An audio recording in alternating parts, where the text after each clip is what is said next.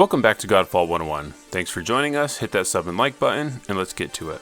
Now I want to be clear, I don't want to have every part of this game spoiled. I want there to be some surprises at the launch of the game. I want to experience something I did not know about. This list isn't a list of things I need no matter what, or I won't buy the game. This is a list of items I would have expected to have more information on before launch. I look at games like Outriders or Marvel's Avengers and the amount of content that they put out leading up to their releases, and I can't help but feel a little jealous at the amount of content that they're showing off. We're now in September and possibly 90 days away from the launch of the PlayStation 5 and the release of Godfall onto PC and PS5. As one of the only launch titles that PlayStation 5 has, there's a lot of pressure for Counterplay Games to get this launch right. Godfall is going to be one of the games that's trying to convince you, the consumer, to buy a PlayStation 5. It has to do extra lifting to not only convince you to spend $60 on a new IP, but to potentially fork over $400 to $600 to play on the new PlayStation 5. It needs to convince you that a faster SSD, haptic feedbacks, and a mic in your controller are worth your hard-earned cash. At this point, Godfall might be your flagship game, and as of right now, we don't know much about it. We need to know more about a game that we have to shell out that kind of cash for. It's not just a $60 game in some cases. For some, it's more expensive than that, unless of course you're playing on PC. I know there's a lot of other games that are coming out that people are excited for that'll take advantage of the next-gen consoles, but for something that is new that can't be played on current-gen systems that was built for the new consoles, Godfall is going to be it. So what things do we need to know in the near future? Story. Normally we have some sort of story trailer this close to launch, getting us excited about the narrative of the game. Now I know, having read through the Duelist lore as I was searching for clues to what Godfall's story was going to be like, that Counterplay Games knows how to write a story. The history, conflicts, characters, and the world of Duelist is vast and expansive. I suggest everyone go read the Duelist lore, and like me, you'll be wondering where all those novels are. So I'm not worried that the story will be interesting, I'm worried that we haven't seen it yet. But to be fair, we have received 8 short codex entries talking about Cosmera, the Valorians, and banishing of the Archons, but I really think we need something soon that covers the main narrative arch. NPCs. Seeing how we are the last of an ancient order of knights and we don't know if we even have a physical form, I assume the story will be driven by NPCs around us, offering context, background, conflict, and other plot devices. We've not seen a single NPC that we can interact with, which leads me to wonder, how will we get our quests? Who will forge our weapons? Who will send us to collect random items? Who will ask us to take down the Mad God Macros?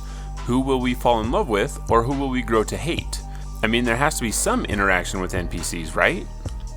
Enemy factions.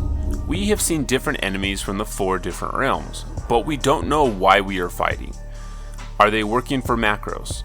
Why are the Serpent People so angry? Are there different factions fighting each other? We've seen enemies attack each other in the game, but we don't know why.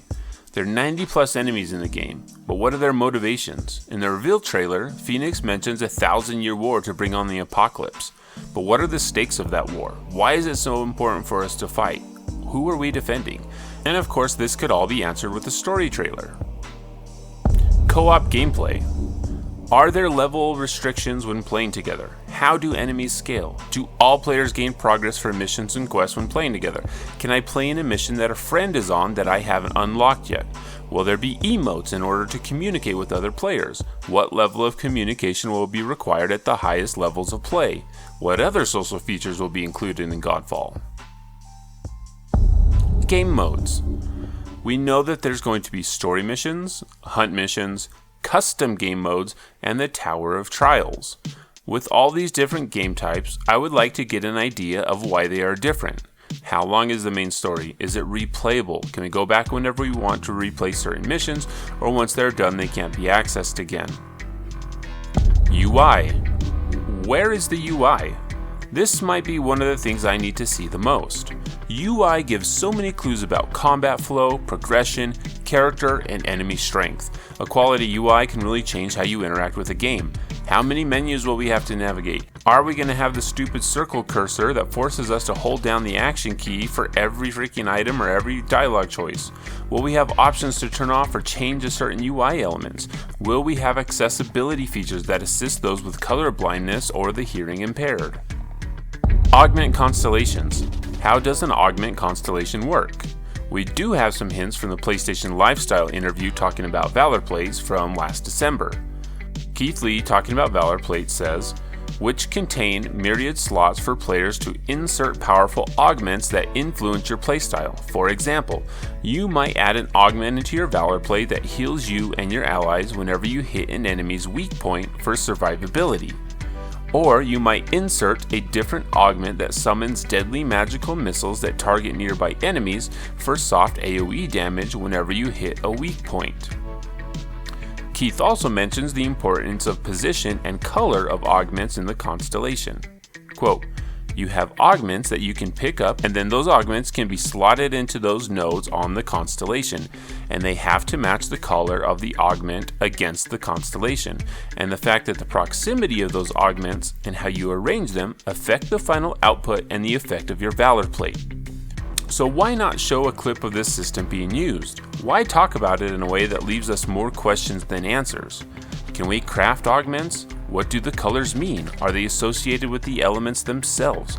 Do augments have rarities? How many are there? How many types are there? Is it possible that augment constellations for certain Valorplates are tied to a certain element and other elements can't be slotted in? We just don't know because we haven't been shown. The player leveling system. A quote from the GameSpot article given by Keith Lee, your character has an overall level that you'll increase as you play. Rather than leveling up your individual Valorplates, increasing your level unlocks skill points you can allocate on a skill grid that'll give you new abilities. As in other loot-driven action RPGs, you'll find stronger weapons as you play, but you'll need to keep increasing your level to access them. If you find weapons you like in particular, though you can use crafting materials to increase their power by upgrading them in the 7th Sanctum, your character's home base. So what about crafting weapons? So how will weapons change our playstyle? Can we craft weapons? Do we need weapon cores like Valorplate cores? Can we change a certain weapon to fit our playstyle through a reroll system like Diablo or Destiny? Are there weapon recolors or even transmog for weapon models? What makes Eclipse special over the other longswords? We've heard about recolors from a recent interview, but we haven't seen anything so far. So how do we get them? How big of a difference are they? How many are there per Valorplate? This doesn't seem like an important thing to be worried about, but playing online you're going to want to look different than everyone else you're playing with. So far, recolors will be the only way to do that, especially if metas start emerging around which Valorplate is best for specific activities. Crafting. So crafting is something that's really hard to do in games. It's really hard to get it right. In my experience, crafting usually becomes useless in the endgame. You don't want the exciting moment of getting an amazing item to be done while holding down the A button while standing in front of a vendor. You want it to be done while standing in front of an enemy and successfully pulling off a sweet combo. We know that Valorplate cores will be important to collect in building more Valorplates in order to get the augment constellations that we want. But why do we want to do that? What makes the constellations different? We need to see why it's so appealing. How long does it take to get a Valorplate core? What other factors will go into making a new set of plate? Will there be a cap? How many plates can we have? And again, I don't need to know every tiny detail of the game, but I would like to see the major systems at work. I need to have the confidence that Godfall will make my $400 to $600 purchase worth it at launch. I need to see that a story is present. I need to see that combat is fun and engaging. I need to see and not just be told about all the cool systems that the game has. I really hope in the coming weeks that more of Godfall is shown. From what we have already seen, I know that I love the Valorplate design. I love most of the weapons that we've seen. I love the environments and animations that I've seen, but there's so much more that we have only been told about. And I'm close to the point where being told how cool it is just isn't good enough. Thanks for stopping by, and as always, please like and subscribe, and please be kind to each other.